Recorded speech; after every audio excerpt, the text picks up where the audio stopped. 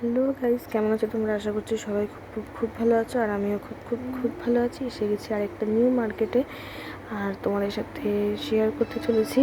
এটা হচ্ছে এখানকার সবথেকে চিপেস্ট মার্কেট, টিটাগড় মার্কেট। তো কী মার্কেট করলাম তোমরা সবাই ভালো করে দেখতে থাকো। আর আজকে আমি আমার ইন্ট্রো নিজের ফেস দিয়ে দিইনি, কারণ আমার ফ্রন্ট ক্যামেরাটা ভেঙে গেছে।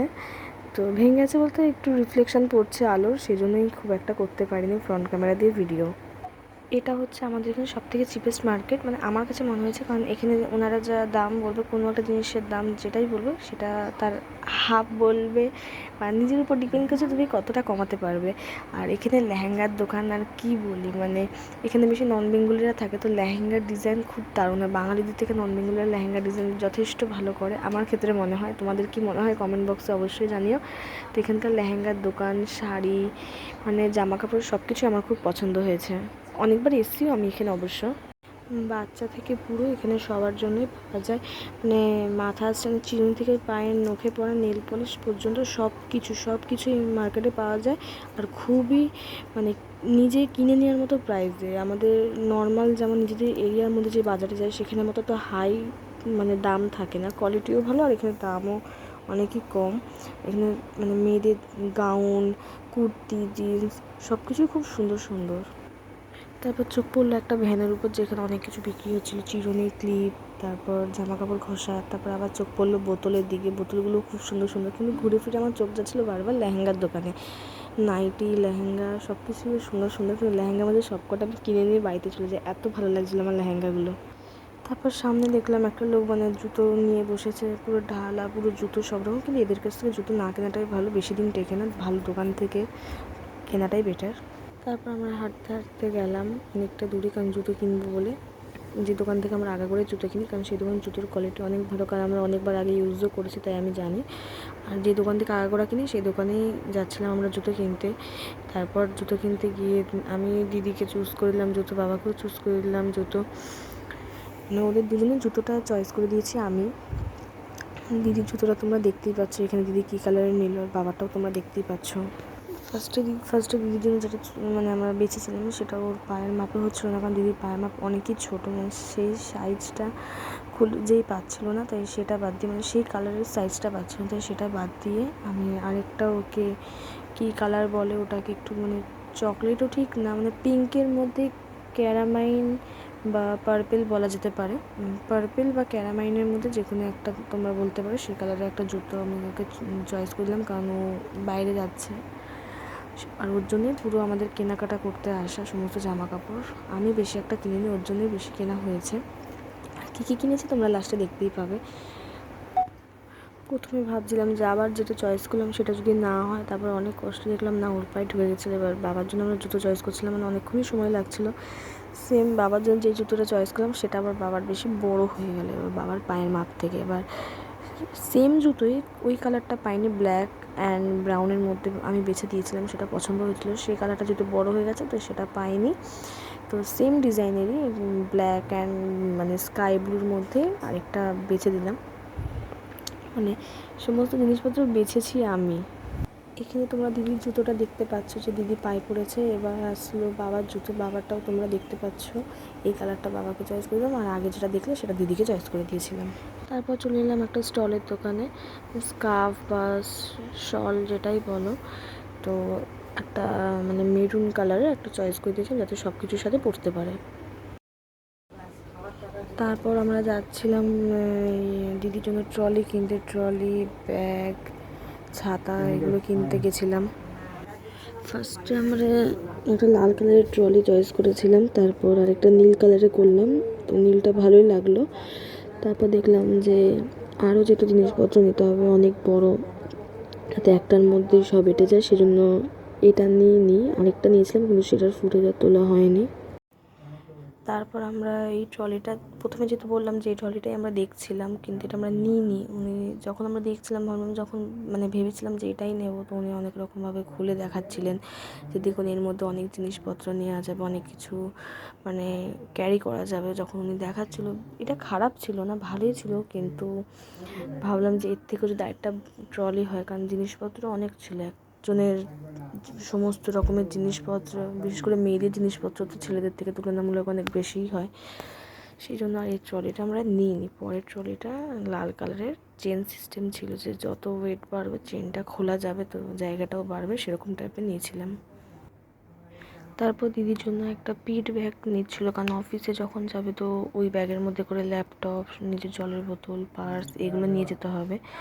ঘরে ছিল ছোট, কিন্তু ও বললো যে না, বড় নিলেই বেটার, কারণ ল্যাপটপ নিতে হবে, জলের বোতল থাকবে বড়, সেই জন্য। আর পিঠ ব্যাগ খুঁজছিল, তো প্যারাশুট কাপড়ের একটা ব্লু কালারেরও পিঠ ব্যাগ কিনেছে। তারপরে সব কেনার পর সাথে আবার ছাতাও কিনেছিল গ্রিন কালারের। তো এইসব কেনার পর তারপরে আমরা সোজা চলে গেলাম মেয়েদের ফেভারিট জায়গায়। হ্যাঁ হ্যাঁ জানি, তোমরাও জানো, তো কমেন্টে লেখো। চলে গেলাম আমরা মেকআপ কিনতে।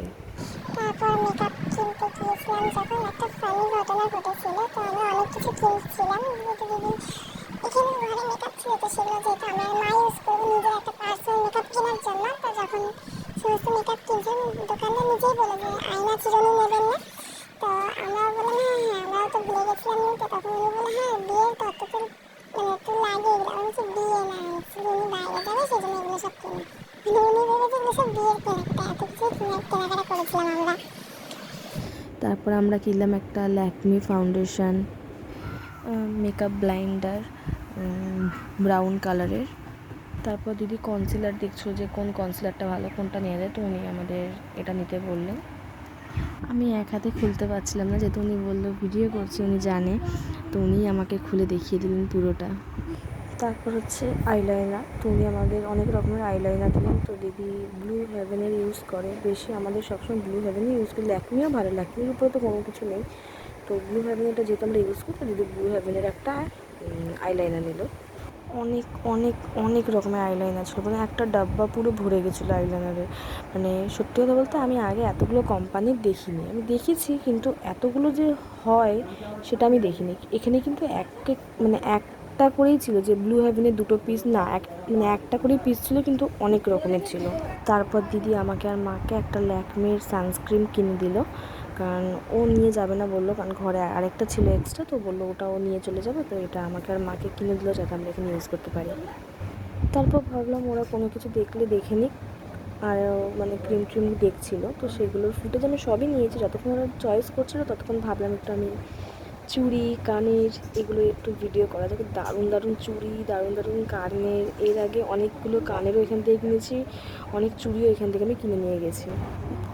বলতে গেলে পুরো মার্কেটের সব কিছু দিদিকে আমি চয়েস করে কিনিয়েছি। এবার আমাকে বলছে লিপস্টিকও চয়েস করে দে, তো মা বলছিল লালের মধ্যে নিতে, কিন্তু আমি বললাম যে লালটা বেশি ক্যাটক্যাট করবে, তাই আমি লালও ঠিক না আর মানে ব্রাউনও ঠিক না, ওরকম একটা কালার চুজ করে দিলাম। বেশ ভালোই লাগছিলো কালারটা, ওরও পছন্দ হয়েছে। তারপর আমার চয়েস করা লিপস্টিকটা একটু সাইডে রেখে বললাম আর একটু দেখিনি, যেহেতু এখানে অনেকগুলো উনি অপশান দিয়েছে দেখার। তো এগুলোর প্রাইস 120 করে চাইছিলো, তো উনি 100 টাকায় দিয়েছে, যেহেতু আমরা অনেক কিছু কেনাকাটা করছিলাম বলে।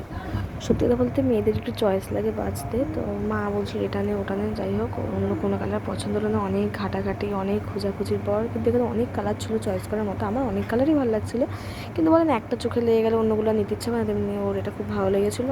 আমি যেটা চয়েস করে দিয়েছি তো ওটাই নিল, কারণ ওর ঠোঁট খুবই পাতলা, খুব মানে একটা লিপস্টিক যে ওর কতদিন চলে যাবে তার ঠিক নেই। তারপর হেয়ার ক্লিপ, যেগুলো মানে খোপা টোপা করতে বা সাইডে আজকে যে ব্ল্যাক কালারের যে পিন ক্লিপ টাইপের যেগুলো হয়, তো ওইগুলো নিল। তো উনি প্রথমে যে পাতাটা দিল ওটা দিয়ে দেখলো যে অনেক ছোটো হয়ে যাচ্ছে, তারপর আমি বললাম এর থেকে এক সাইজ বড়ো দিন। তো উনি মানে কানে ভুল শুনেছে, উনি এক সাইজ বড়ো চেয়ে মানে আর 2 সাইজ বড়ো দিয়ে দিয়েছে। প্রথমে আমরা অতটা বুঝতে পারিনি, বাড়ি এসে যখন সব ভালো করে নিখুঁতভাবে দেখছিলাম তখন বুঝতে পারলাম যে উনি সত্যি একটু বড়ো দিয়ে ফেলেছেন। তো যাই হোক, ছোটো দিলে অসুবিধা, বেশি বড় হলে অসুবিধা, যেহেতু মাথায় অনেক চুল আছে আমার দিদির। অবশ্য চুল কোমর অবধি ছিল, কিন্তু যেহেতু একা একা ঠিক একটা শ্যাম্পু করতে পারে না বলে ও পার্লারে গিয়ে মানে আজকে ও চুল টুল কাটিয়ে নিয়েছে। তারপর পাউডার খুঁজছিল, যে নর্মালি একটা ট্যালকম পাউডার নেবে, তো উনি একটা চন্দনের, বেশ কী যেমন নাম আমার ঠিক খেয়াল নেই, যাই হোক উনি চন্দনের একটা ভালো পাউডার দেখালো, যেটা খুবই ভালো, এটা নিউ বেরিয়েছে, তো সেই পাউডারটা নিলাম। তারপর অনেকক্ষণ আমি এটা ওটা দেখছিলাম, আর দিদি মনে করছিল আর কী কী লাগবে কী কী লাগবে, তারপর মনে পড়লো ফেস ওয়াশ। তো আমরা ক্লিন কেয়ার এসব ইউজ করি না। তারপর আছে হিমালয়া, এটাও করি না আমরা। জয় কোম্পানি যেটা আছে ওটা করি। তো জয়েরও লেমন ফ্লেভারটা নিল। প্রথমে ভাবছি স্ট্রবেরি নেবে না কি নেবে, কিন্তু লেমনটা নিল, কারণ ঘরেও যখন আমরা ইউজ করতাম তো লেমনটাই করতাম, সেজন্য ভাবলো যেটা করেছি সেটাই নিই, যেটা করিনি সেটা তাহলে আর নেবো না। তারপর একটা চিরুনি নিল মা, এর আগে একটা চিরুনি দিয়েছিল, তো বললাম মা এর ফাঁকাটা একটু ছোটো ছোটো আছে কারণ দাঁতগুলো, তো সেজন্য আর নিয়ে নিই সেই চিরুনিটা। তারপর আরেকটা রেড কালার দিল, সেই চিরুনিটা নিলাম। তারপর আমি ওকে মনে করিয়ে দিলাম যে আমরা তো ঘরে সিরাম ইউজ করি, হেয়ার সিরাম, তো ওকে আমি বললাম একটা সিরাম নিয়ে নে। তো ওখানে আমরা বেশিরভাগ আমরা ঘরে মানে সিল্ক অ্যান্ড শাইন যে সিরামটা আছে ওটাই ইউজ করি।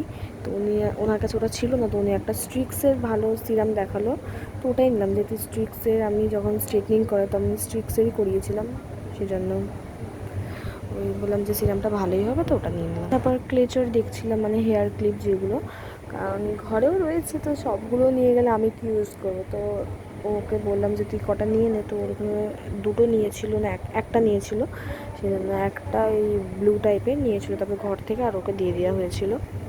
কিন্তু সত্যি কথা বলতে সব ক্লেচারগুলো খুব সুন্দর লাগছে, মানে কীরকম সফট টাইপের, যে হাত থেকে পড়ে গেলেই যে ভেঙে যাবে সেরকম না, খুব সফট টাইপের। আর আমি এগুলোই ইউজ করি, কারণ এর আগে যে প্লাস্টিক জাতীয়, এগুলো প্লাস্টিক কিন্তু এটা সফট জাতীয়। আর একটা যেটা আছে মানে কীরকম টাইপের যেন একটু মানে শক্ত শক্ত টাইপের, হাত থেকে পড়ে গেলে দাঁতগুলো ভেঙে যেত, এগুলো ওইগুলোর থেকে বললাম এগুলোই নেই। এগুলো 20 টাকা পিস নিয়েছিল আবার এখানে। পুরো দোকানটায় এত জিনিসপত্র, এত গলার সেট, কানের, প্রচুর প্রচুর। এদের একটা নাকি গোডাউনও আছে, কথা বলছিলাম, মানে এখানে যা জিনিসপত্র আছে তার মানে ডবল, 3 ডবল 4 ডবল নাকি ওদের ওই গোডাউনে আছে। কারো চুরির সাইজ ছোটো পড়লো তো এখানে রাখা নেই, ওরা গোডাউন থেকে নিয়ে আসে, মানে টিটাগড়ে ওদের দোকানের আশেপাশেই ওদের একটা গোডাউন আছে।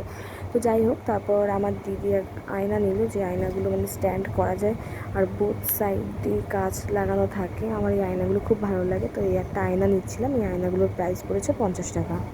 তারপর ওনাকে আমরা বললাম যা জিনিসপত্র নিয়েছি সেগুলো একটা বিল করে দিতে। আর তাও আমাদের অনেক কিছু নেওয়া বাকি ছিল, কারণ এনার এই মতনের দোকানে সেই জিনিসটা ছিল না, উনি বলছে গোডাউন থেকে আনতে হবে। তো আমি বললাম অতক্ষণ দাঁড়াতে পারছি না, তো আপনি যা যা নিয়েছি সেগুলো হিসাব করে দিন। 1375 টাকার বিল হয়। উনি সব কিছুর দাম অনেক কমিয়েও 1375 টাকা হয়, তো আমরা 1370 দিয়েছিলাম। মানে তারপর আমরা চলে এলাম টিটাগড় স্টেশনে। তো আসা মাত্রই সুখবর, ট্রেন, তা আবার লেডিস স্পেশাল যেটা ছিল। তো আমরা বাবাকে বললাম যে এই ট্রেনে আমরা উঠে যাচ্ছি, তুমি ভ্যান্ডারে উঠে পড়ো, কারণ পুরো ট্রেনটাই ছিল লেডিস, তো ওখানে ওঠা বারণ ছিল। সেই জন্য মানে এই ট্রেনে উঠলে বোঝা যায় যে কত লেডিস আছে, মানে কত বাচ্চা থেকে মানে বুড়ো পর্যন্ত কত মহিলা, মানে এরকম সবাই আছে। মানে মানে লেডিস স্পেশাল হলো কি ট্রেনটা যথেষ্ট ভিড় ছিল, আর ভ্যান্ডারে তো বিভৎস ভিড়। এবার একজন পড়েও গেছিলো, আমরা ভয় পেয়েছিলাম বাবা পড়ে গেল না তো। ট্রলিটা আমরাই নিয়ে নিয়েছিলাম আমাদের সাথে ট্রেনের ভিতর, তো দেখলাম না অন্য একজন পড়ে গেছিলো, তো সেটা দেখে অনেক খারাপ লাগলো, কারণ ভিড় ট্রেনে। তারপর ফাইনালি আমরা আমাদের পলতা স্টেশন নামলাম। তারপর পলতা স্টেশন থেকে আমরা বাড়ি ফিরছিলাম। তো বাড়ি ফেরার পথে আমি প্রথমে ভেবেছিলাম যে রেল লাইন পার হয়েই যাবো, তো মা বললো না রেল লাইন পার হয়ে মেন গেট দিয়েই যেতে। তো গেট দিয়ে তারপর যাচ্ছিলাম। যাওয়ার পথে তোমরা দেখতে পাবে ভিডিওতে যে ডান সাইডে একটা জুসের শপ মানে দেখা যাবে, তো সেইখানে হেভি টেস্টি টেস্টি জুস বানায়, তারপর আবার ঘোল টোল অনেক কিছুই বানায়। তো আমার খুব ভালো লাগে, মানে আমাদের এখানে এই একটা দোকানে আমার খেতে খুব ভালো লাগে, আমাদের স্টেশনের একদম সামনে। তারপর আমরা গেছিলাম গিফট কিনতে। তো কারণ এখান থেকে যাওয়ার পরে আমাদের আরেক জায়গায় নিমন্ত্রণ ছিল, একটা ভাইয়ের জন্মদিন, তো সেখানে যাওয়ার জন্য আমরা একটা গিফট কিনতে গেছিলাম।